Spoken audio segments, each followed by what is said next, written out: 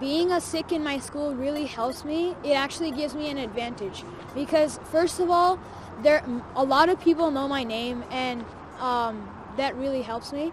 And also, when I play solos in school and stuff, like I play in front of like a really large audience, and like a lot of people play solos, but like when I play solos, they remember me because I have a turban. People remember you, and then all the girls like your turban style. I get girls commenting on the color of my turban. The first day I came to like my new school, because I moved like 3 years ago, like everybody was asking me questions. I was like literally surrounded with people. I felt like a celebrity. It's really nice to be unique. For me, I'm the only Sikh in my school, so everybody knows me as the one kid who's the Sikh. I also get a lot of compliments about like how I match my turban with my outfit. Around school, some of the kids that I didn't even know about would come up to me and be like, "Hey, I know you, you're Sahaj, you play tennis." And I'm like, "Oh, I don't even know who you are." It's like, "Oh, I recognize you because I saw you in the paper and you have a turban." It's like, "Oh, that's cool."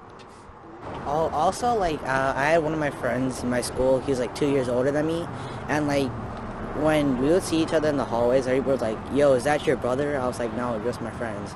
Because apparently, like a lot of the non-Sikhs think if another guy's wearing a turban, he's automatically like your brother, your Sikh. Yeah, yeah, like that a lot.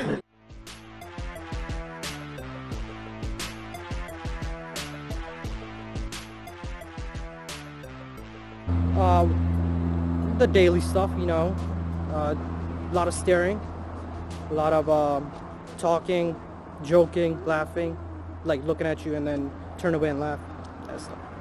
I think post 9/11, I think everyone's faced a lot of prejudices and biases, whether you're in like an airport or even in the mall. Like you might see people staring or looking. They sometimes like touch the turban and like squeeze it. I get like mad a little, and like they don't listen. They always do it. When I was younger, kids would be like, "Oh, well, isn't that gross that you don't cut your hair?" Yeah, they would be like, "Oh, well, don't you wish that you could get new haircuts sometimes?" But not since I've gotten older now.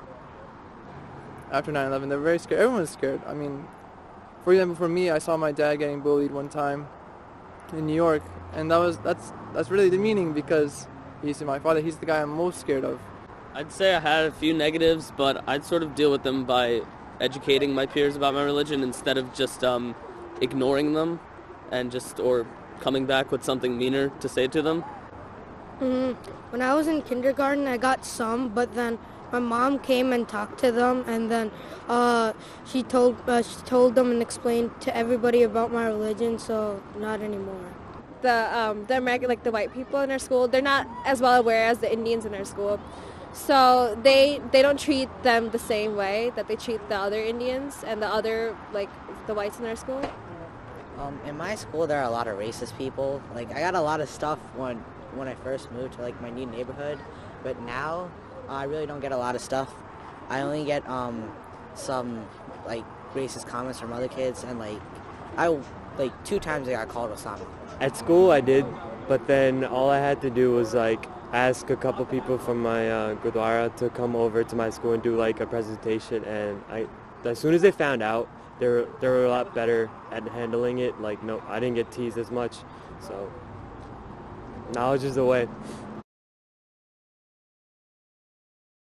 Like they ask me, why can't you cut your hair? I say it's against my religion.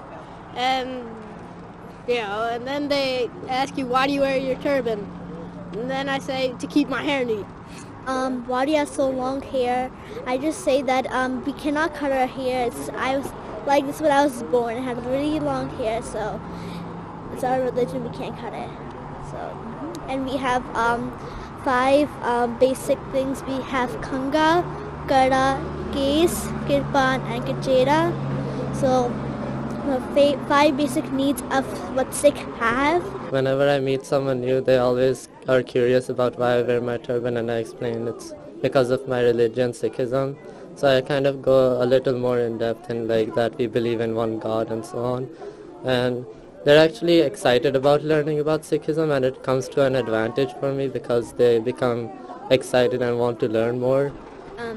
why don't you cut your hair? And I tell them that in my religion we believe that our leaders, our gurus, gave it, and God gave it to us because they wanted to stand out in the crowd. Sometimes people are like that your hair is too long and you're going to get split ends, and that you should cut it and just either if you don't do it then just trim it. But it's still, or we tell them that that if you take care of your hair properly, then it won't cut or you won't get split and stuff. My hair symbolizes, like, basically it protects all the really important parts on your body, like my head. So my hair, our gurus told us not to cut our hair to protect our heads. Yeah, they're like, why don't you cut your hair? And I'm like, because like God gave you something, why would you like cut it off? And then they're like, oh, that's nice. And then they like ask how many gods you believe in. I would say one. And yeah. Why I listen to Hindi music instead of the music they listen to.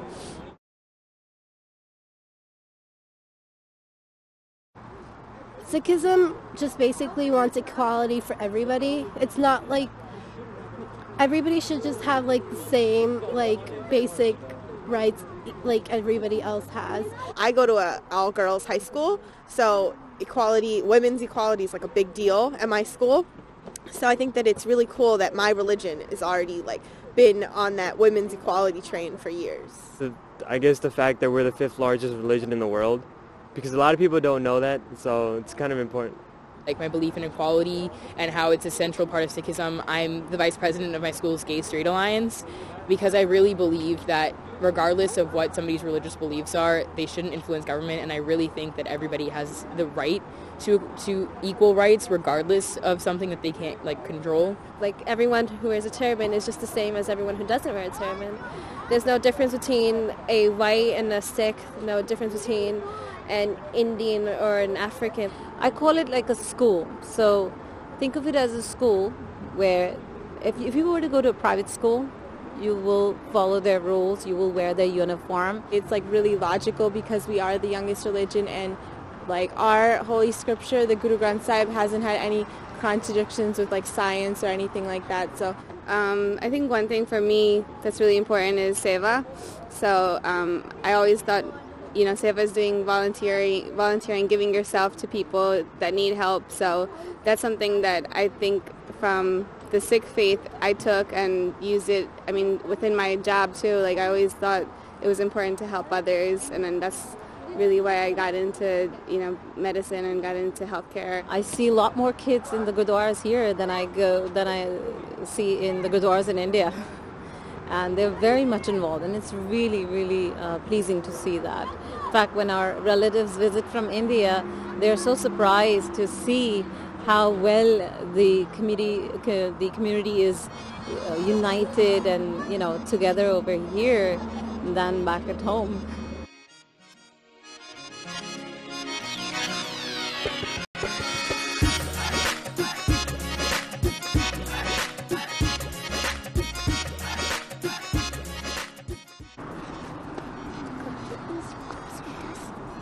That God is always is with us.